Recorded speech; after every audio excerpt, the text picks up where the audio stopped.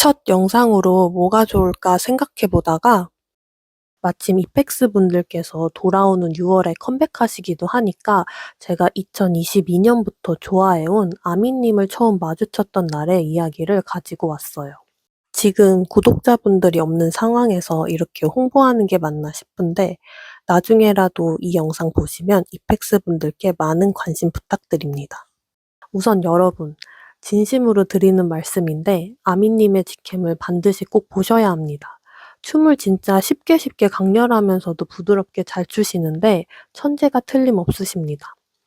챌린지나 힙한 노래에 맞춰 추시는 쇼츠나 릴스를 볼 때마다 약간 경외감이 느껴졌어요. 제가 엄청난 몸치라서 더 그런 거일 수도 있는데 아미님의 멋진 춤성과 에너지에 완전 반했습니다.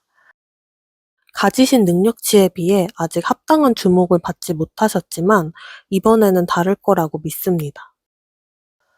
이펙스 분들은 전반적으로 키도 훤칠하시고 평균 비주얼도 높으시고 실력도 뛰어나셔서 저는 믿어요. 이제 잘 될 거예요. 특히 아미님, 이런 분이 이대로 묻히실 수 없습니다. 사실 제가 명리학을 조금 공부했었는데 아미님의 태어난 시간을 몰라서 정확히 말씀드리기는 어렵지만 확실한 건 현재 지나오시는 대운이 그렇게 좋은 대운은 아니세요. 그래도 이제 막바지이고 다음 대운까지 얼마 남지 않았으니까 이제 서서히 빛을 발하실 겁니다. 제가 전에는 아이돌 분들을 좋아할 때 어차피 실제로 뵐 수 있는 분들이 아니니까 내적인 부분보다도 화려한 외면에 훨씬 더 집중하게 되었거든요. 그런데 아미님의 화려한 무대 매너디로 느껴지는 꽉 찬 내면이랑 주변을 은근히 잘 챙기시는 따스한 모습 때문인지 어느 순간부터 새로운 아이돌 분들도 제 눈에 딱히 안 들어오는 특이점이 오더라고요. 아미님은 세련된 재치도 가지고 계시고 뭐랄까 똑똑하시고 탄탄하신 것 같아요. 반듯함 속의 다정함이 아미님을 요약할 수 있는 말이라고 생각해요. 눈빛에서 묵묵하신 느낌이 있어요. 아무튼 무대를 찢는 장악력이랑 표현력이 경이롭고 진중함이 최고십니다. 제가 연예인이든 비연예인이든 그동안 많은 사람들을 좋아해 봤는데 진짜 이만한 남성이 없습니다. 자랑하라고 하면 끝도 없는데 그런 감정 아시죠? 더 유명해지셔서 크게 성공하셨으면 좋겠는데 나만 알고 싶고 나만 좋아하고 싶은 이기적인 마음. 제가 귀한 원석의 원천을 제공해 드렸으니 나머지는 여러분께서 알아서 잘 찾아봐 주세요. 경쟁자 적당히만 늘었으면 좋겠어서 양해 부탁드려요. 실력이랑 성향뿐만이 아니라 아미님은 저의 완벽한 외적 이상형이십니다. 항상 저는 소년미가 넘치면서 뚜렷하게 잘생기신 분들을 좋아해 왔어요. 그동안 좋아했던 아이돌 분들을 나열해 보자면 세븐틴의 최한솔님, CIX셨던 배진영님, 그리고 스키즈의 필릭스님이 있는데 겉상에 목소리가 매력적이시고 풍기시는 분위기가 이국적인 분들께 끌리는 것 같아요. 그럼 이제 아미님 마주쳤을 때 왜 당황했는지 말씀드릴게요. 때는 2024년 5월, 그니까 2년 전쯤이었죠. 저는 안방순이라 보통 그냥 앨범이나 굿즈만 구매하고 직캠이랑 각종 콘텐츠 보기만 하는 스타일이에요. 콘서트나 공방은 한 번도 안 가봤고 지금도 여전히 응원하고 있지만 예전에 저의 첫 아이돌을 좋아했을 때 가끔 팬미팅 정도는 가봤었는데 제가 콘서트장이랑 잘 맞지 않더라고요. 모든 팬분들이 가수들을 향해 환호해 주시고 잘 즐기시는데 저는 소리를 못 지르겠어서 조용히 응원봉만 흔들다 왔어요. 지를 힘도 없고 제가 너무 내성적이기도 해서 그런 것조차 부끄럽고 분위기에 어울리기 쉽지 않았습니다. 저는 스릴 넘치는 놀이기구도 재밌어 하는데 소리를 1도 안 지릅니다. 아무래도 저는 제가 좋아하는 분들 보러 다닐 에너지나 열정이 그렇게 넘치는 사람은 아니에요. 호기심이 많다 보니 관심사도 너무 다양해서 한 곳만 파는 걸 못합니다. 심지어 아무리 좋아하는 멤버의 직캠도 한 번씩만 보고 같은 영상을 다시는 안 보는데 아미님 직캠은 진짜 모두 여러 번 돌려봤던 것 같아요. 제가 유일하게 다시 찾아보는 것 두 가지가 영화 플립드랑 아미님 직캠들이에요. 어쨌든 저는 아미님 본가라고 해야 하나? 같은 남양주지만 조금 먼 다른 동네에 살고 있어요. 5월 어느 주말에 다산 쪽 갈 일이 있었는데 거기서 버스 하나만 타면 아미님께서 졸업하신 초중고가 있는 동네에 갈 수 있어서 한번 구경을 하고 왔어요. 근데 그곳에서 길을 제대로 받았는지 제가 그로부터 이틀 후에 생일 카페에서 뜻밖의 아미님을 뵙게 됩니다. 아미님 생일 하루 전날, 그니까 5월 21일이었습니다. 제가 첫 영상 올린 날이 오늘인 이유 다들 아시겠죠? 민우님, 22번째 생일 진심으로 축하드려요. 22일인데 만 22세 생일 꽤 의미 있는 것 같아요. 제가 저희 가족 중 한 분의 부탁을 받고 서울 서부 쪽에 가야 할 일이 있었습니다. 아침 일찍 일을 마치고 아미님 생일 카페가 모여있는 홍대로 향해 볼까 해서 잘됐다 싶었어요. 생일 카페에서 아미님 포카랑 굿즈 몇 가지 얻으면 좋으니까 한번 가봐야지 이러고 제가 그날 총 5개의 카페를 갔는데 나름 혼자 어딜 먼저 갈까 동선을 효율적으로 짜보고 첫 번째 카페로 향했습니다. 하늘색 계열로 예쁘게 꾸며진 카페에 아무도 없었는데 일단 음료 세트를 구매하고 꾸며진 벽들 사진 좀 찍고 다음 카페로 향했습니다. 당시에 제가 취미로 브이로그 계정을 운영하고 있을 때라 영상도 대강 남기고 떠났어요. 두 번째 카페도 입구부터 되게 잘 꾸며져 있어서 그 한적한 공간을 영상으로 남기는데 갑자기 어떤 동남아시아 쪽에서 오신 듯한 외국인 팬분이 다가와서 너무나 감사하게도 아민이 방금 왔는데 지금 다른 카페에 있어요. 지금 가면 볼 수 있을걸? 카페 이름을 말씀해 주시더라고요. 제가 처음 갔던 그 카페였어요. 정말요? 지금 가면 볼 수 있을걸? 이벤트. 방금 플로리드에서 왔는데. 정말요? 감사합니다. 한국어를 되게 잘하셨고 제 생각에는 그 두 번째 생카를 주최하신 팬분인 것 같았어요. 제가 너무 놀라서 아 진짜요? 방금 그 카페에서 왔는데 아 감사합니다 하고 저도 모르게 그 카페에서 뛰쳐나왔어요. 5분도 안 되는 거리였는데 가면서도 아 가도 되나? 가는 게 맞나? 마주치면 뭐가 달라지나? 조금 늦었을라나? 이런 복잡한 생각을 하면서 그냥 발이 끌리는 대로 갔던 것 같아요. 그 카페 앞에는 까만 연예인 밴이 있었고 저는 조심스럽게 계단을 올랐습니다. 카페는 2층이었어요. 올라가서 보니까 투명한 문 너머에 아미님께서 소파에 앉아서 사진을 찍고 계시더라고요. 저는 천천히 문을 열며 조용히 아 어떡해 하면서 입을 틀어막고 들어갔고 그 말을 들으셨는지 아닌지는 모르겠지만 저를 보시고 예쁘고 친절하게 웃어주시면서 손을 흔들어 주셨는데 차마 말을 못 걸겠더라고요. 하지만 조금 바빠 보이시긴 했습니다. 매니저분께서 계속 사진을 찍어 주시느라 뭔가 제가 더 정신이 없었어요. 사실 그냥 영상을 계속 남겨도 됐었는데 뭔가 혹시 불편하시지는 않을까 걱정이 돼서 초반에는 사진이나 영상을 제대로 못 남겼어요. 아무래도 저는 스케줄을 띄워본 팬이 아니었다 보니 그런 식으로 찍는 게 매우 어색하더라고요. 혹시 부담이 되시지 않을까 싶었는데 원래 다들 편하게 찍으시겠죠?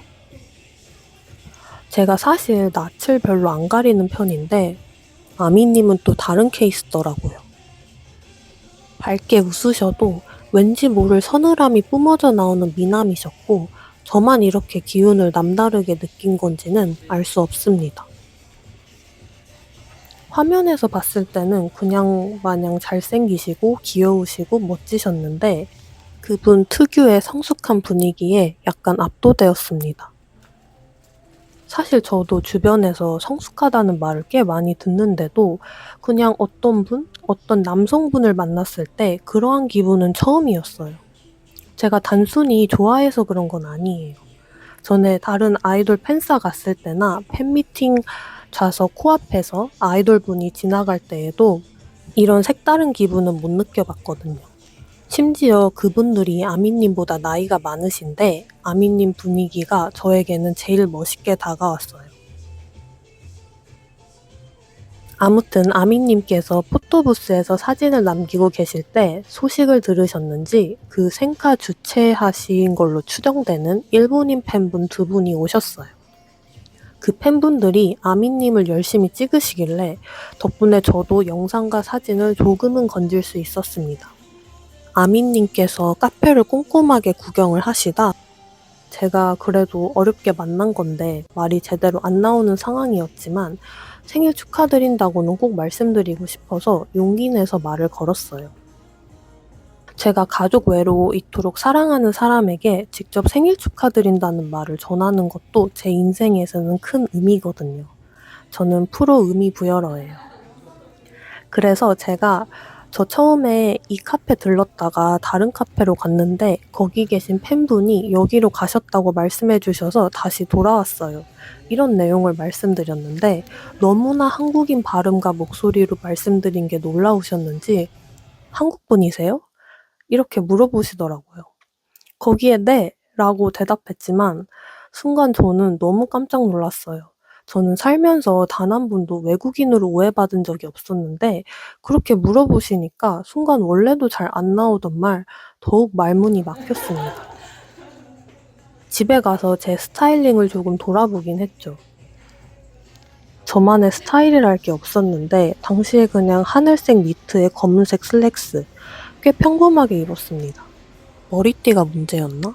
머리띠는 그냥 티 안 나는 검은색, 가방도 검은 크로스백 그런 거였는데 어쨌든 그래서 저는 아직도 궁금한 게 제 스타일이 진짜 외국인처럼 보이셨던 건지 아니면 단순히 그날 외국 팬분들 비중이 높아서 오해하셨던 건지 그냥 편견이 없으셨던 건지 아님 복합적이었는지 그게 좀 궁금하더라고요.